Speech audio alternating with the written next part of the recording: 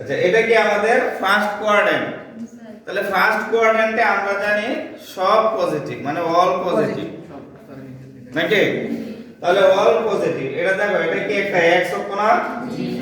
এই এক্স অক্ষটাকে যদি আমি একটু রোটেট করাই, মানে উপরের দিকে উঠাই, তাহলে মনে করো এতটুকু উঠাই না, এই যে একটা কোণ তৈরি হয়েছে না? এই কোণটা হচ্ছে থিটা কোণ। থিটা। তাহলে থিটা কোণ হইলে এই অক্ষটাকে একটু রোটেট করছি, অর্থাৎ ঘড়ির কাঁটার বিপরীত দিকে একটু উঠাইছি, তাহলে কি হয়েছে? থিটা কোণ উৎপন্ন হয়েছে। থিটা, এটা তো জানো নাকি? জি স্যার। এটা জি স্যার। আচ্ছা, সিম্বল হচ্ছে এটা। হ্যাঁ,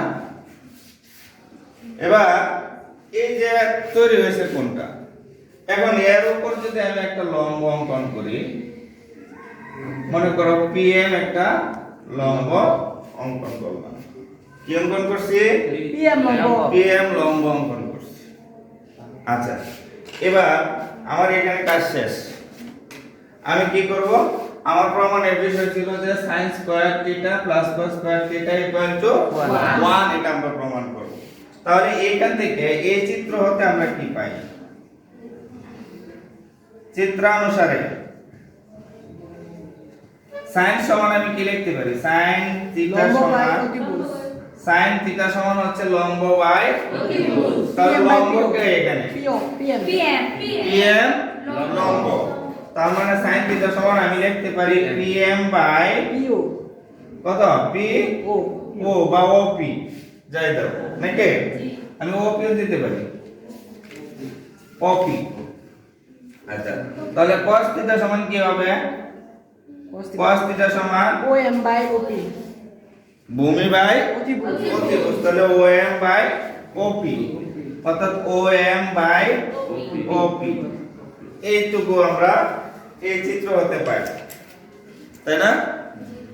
এবার দেখো, sin থিটার একটা মান আছে এখানে, cos থিটার একটা মান আছে এখানে। আমি যদি এটার বাম পক্ষটাকে নিয়ে নিই, যে লেফট হ্যান্ড সাইডে কি আছে আমার? sin square theta plus cos square theta, এটা আছে। ইকুয়াল টু 1 না, ইকুয়াল টু 1 হলে তোমার পুরোটা এসে যাবে। আমরা কি নিয়েছি? যে বাম পক্ষটাকে নিয়েছি।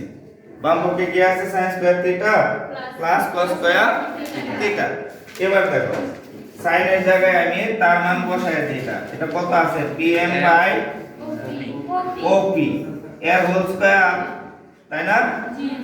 আর cos এর জায়গায় বসাই om বাই op এর হোল স্কয়ার, তাই তো? হ্যাঁ, pm হোল স্কয়ার আছে, তাই না? pm বাই op এর হোল স্কয়ার আছে, তার মানে pm square by op square plus om square by op square. এবার দেখো, আমরা যদি লসাগু নেই তাহলে কি হয়? op